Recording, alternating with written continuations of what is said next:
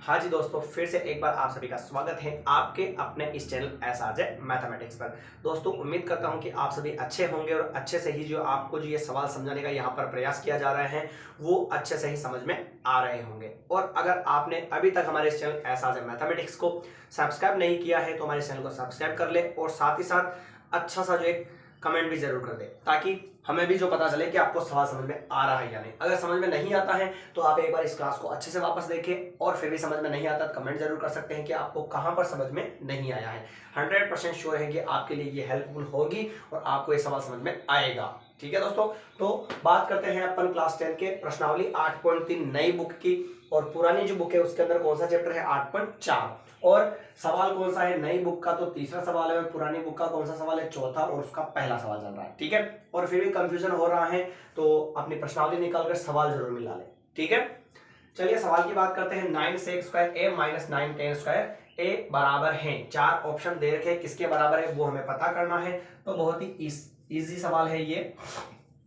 यहां पर लिखा मैंने 9 sec square a minus 9 tan square है। सबसे पहले तो मैंने क्या किया, सवाल को लिख दिया, इसमें कोई दुविधा नहीं होनी चाहिए। अब देखना ध्यान से, दोनों जगह क्या सेम है बताओ मुझे।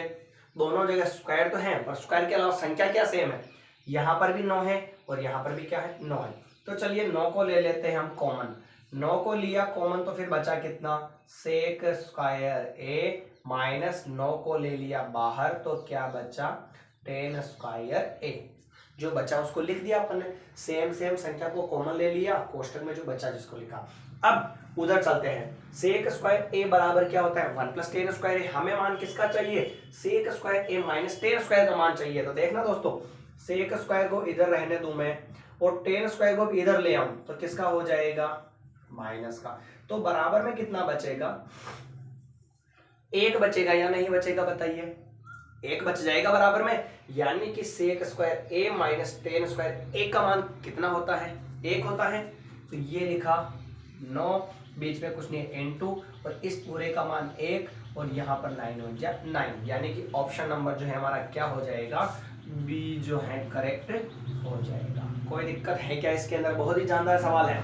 आपने कॉमन लिया और इसका मान कैसे एक आया वो पता होना चाहिए। तो एक लिख दिया, 9 इंटू 1 कितना हो चुका है 9 हो चुका है। ठीक है दोस्तों, तो बहुत ही अच्छा सवाल है और मजेदार भी है और आने लायक भी है, क्योंकि खास तौर पर तो विशेष तौर पर यहाँ पर पता नहीं चलता कि ये मार्क कैसे निकाले। बाकी तो 3 लाइन 4 लाइन का आंसर है। ठीक है, तो उम्मीद करता हूँ कि आपको अच्छे समझ में आया होगा। फिर भी समझ में नहीं आता है तो आप कमेंट जरूर कर सकते हैं कि आपको कहाँ पर समझ में नहीं आया है।